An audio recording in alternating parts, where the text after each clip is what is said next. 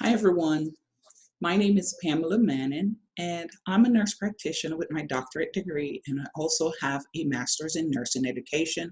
And my passion is teaching. So I love to educate nurses, especially in preparing for the Nclex. So today, what am I covering? I'm going to go over a few tips that will help you in understanding a little bit better pharmacology for nursing.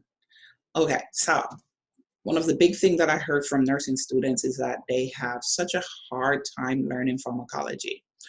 Well, I'm going to go through a few topics, few tips, just so that it will make it a little clearer for you. I hope that when you finish this few tips, you'll walk away feeling refreshed and energized in learning pharmacology.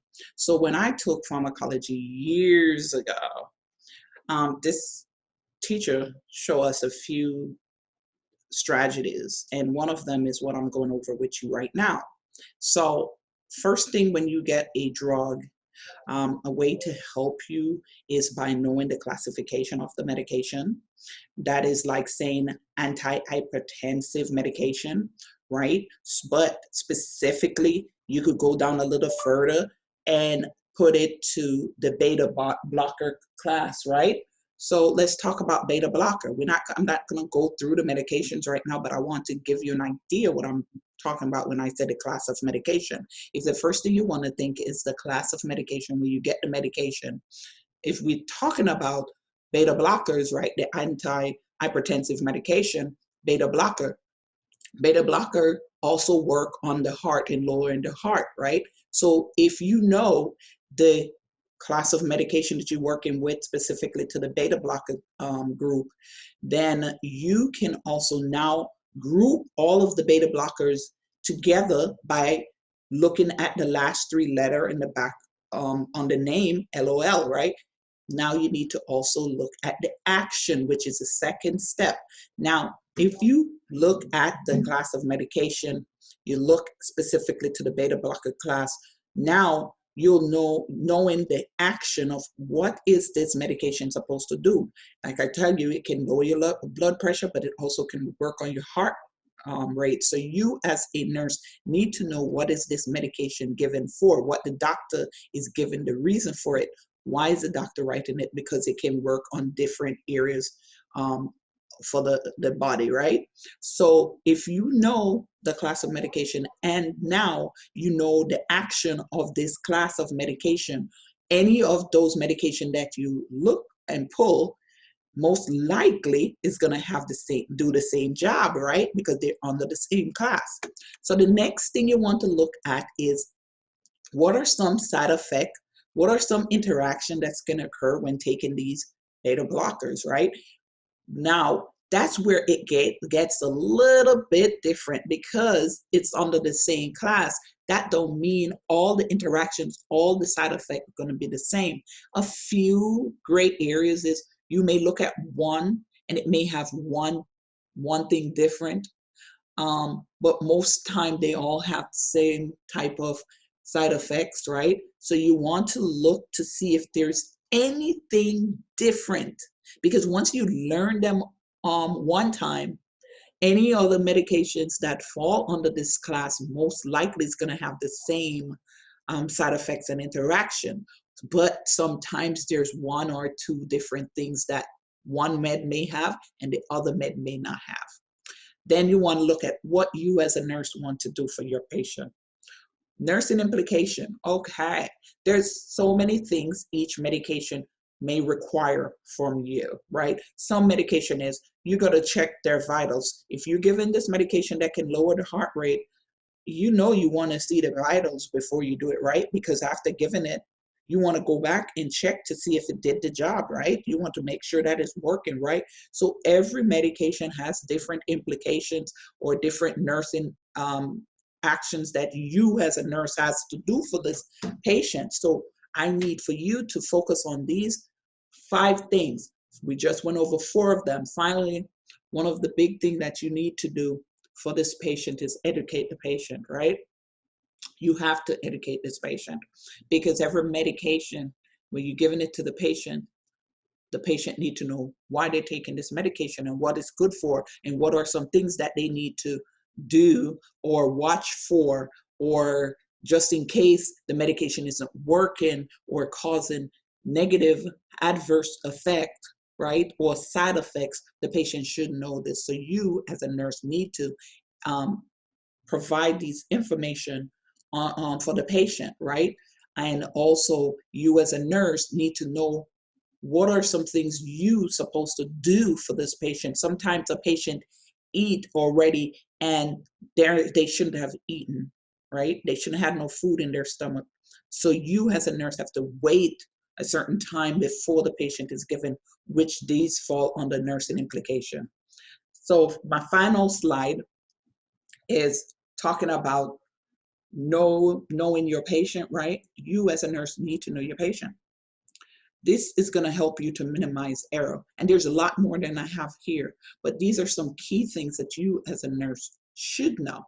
So let's go over the first one, know your patient diagnosis. Now, guys, if you're giving medication to your patient, if you're giving medication to your patient and you don't know what the patient diagnosis, how are you going to know if you're giving the wrong medication, or if the doctor make an error or the pharmacist make an error?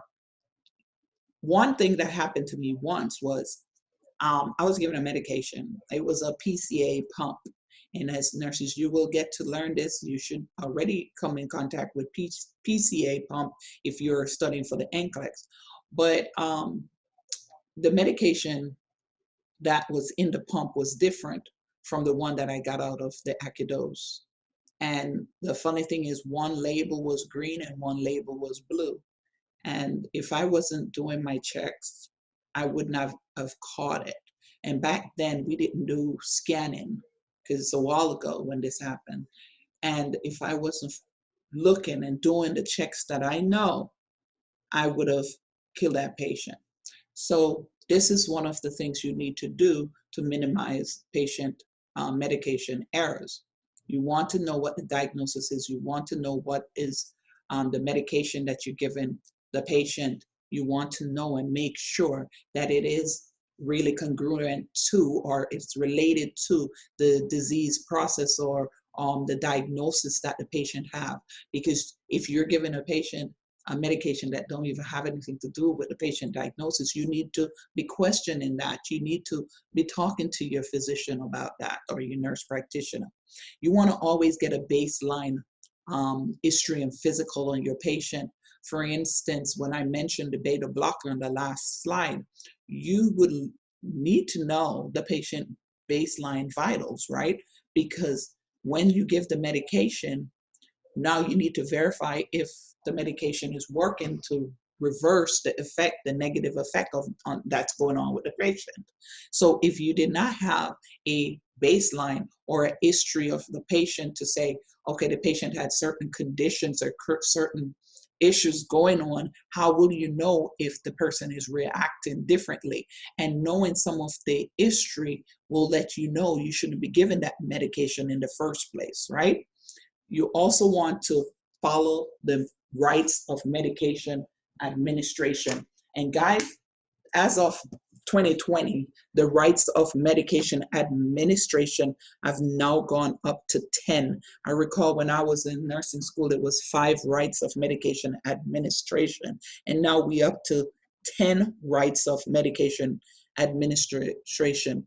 The thing is, these rights, the new rights that's listed, is things that we've been doing as a nurse, but now they actually list them specifically as one of the rights. So let's go over a few of them. The 10 rights. You have the right drug. You want to make sure you get the right drug. There's drugs that look alike and sound alike, right? And you want to think the diagnosis at the same time when you're doing the right drug. Right patient. You want to verify the patient band with the patient, what the patient is saying to you as well, right? Or now you scan in and stuff, you want to look at the computer, make sure it's the right patient as what you're seeing on the patient wristband, the right dose, the doctor order. You want to think the diagnosis. You want to make sure that it makes sense. You don't want to be given 10 milligram of Dilaudid, right? Because that sounds big, right? When normally you're given 0.5, right? So you want to be checking the right dose and the time and frequency. In fact, most medication errors is because of the time and the frequency that it's given. In working in the environment where there's so much going on, it's so easy to give a medication late, but you as nurses need to be aware that that's a medication error, not giving it on time, because each medication has different half-life, and the doctor is trained to give that medication at a certain frequency so that there is a certain amount of medication still lingering in the patient body, which is going to work on whatever disease process that's going on. So you need to make it a point of duty to give it on time, and also the frequency. If they say do it twice a day, make sure it's twice a day and not 3 times a day or 4. Make sure your frequency is accurate. The right documentation, you got to document. We always say if it wasn't documented, it wasn't done. But you need to make sure you are documenting on the patient.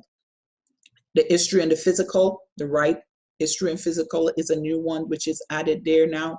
We just talk about that. You also want to make sure there's no allergies for this patient, right? That's a big thing, because imagine giving a medication when somebody is already allergic to it and it's listed in their chart. You want to make sure you know that. The patient should have right to refuse and drug approach. That's a new one. Now, what this is saying is every patient has a right to, when you talk to the patient about this medication, they have a right to refuse, but you can't make them feel like they gotta take this medication, right? You have to make sure that they have the autonomy to refuse. So do not make it an environment that the patient feel like they don't have the right to refuse. You want to also make sure you have the right route, which was up there after right dose, but I just remember that I need to go over right route. Now, the reason for right route, the medication going orally is going to be absorbing differently from the medication that's going to go subcutaneous or intramuscular or IV, right? They depends on which route. It depends on how much of the medication the patient is gonna get, known as the bioavailability. So you have to think first class effect if it goes through the patient oral route versus getting the full effect through IV route. So yes, you need to know that. Then you have 2 more remaining. You have the right drug to drug interaction and evaluation. Interaction is the ones we were talking about before. You want to make sure that the patient is not having any, when they take this medication, they shouldn't be having any interactions going on that's negative. Also, you should also make sure the food, like we were talking about, if it said do not take with food or take with food and all of those stuff, you need to make sure you're evaluating like that and looking and assessing. And finally, right education, which we talk about, and information. Those are the 10 rights of medication administration, and that is very, very important. You also want to utilize the nursing process. Utilize the nursing process in everything you do as a nurse. Add PI, assess, diagnose, plan, implementation or interventions, and evaluation. You must always assess. We talk about assessing this patient, even though we didn't use the term. You got to do that, right? You're looking at the diagnosis, creating nursing diagnosis. Then you got to give plan, make sure you have a time associated with a plan. Do the action, whatever goals that you set up for your patients, you're going to make sure you have reachable goals for this. Don't say you're just going to do it. Give a reason and how long you're going to do it, and make sure you have steps in doing it, like interventions to carry out these goals that you set. And then you always want to evaluate. Evaluate is an ongoing process, just as assessment is an ongoing process. And then when all health if you do all of this and you're still confused, and you still don't know what to do, you must always feel comfortable in asking for help.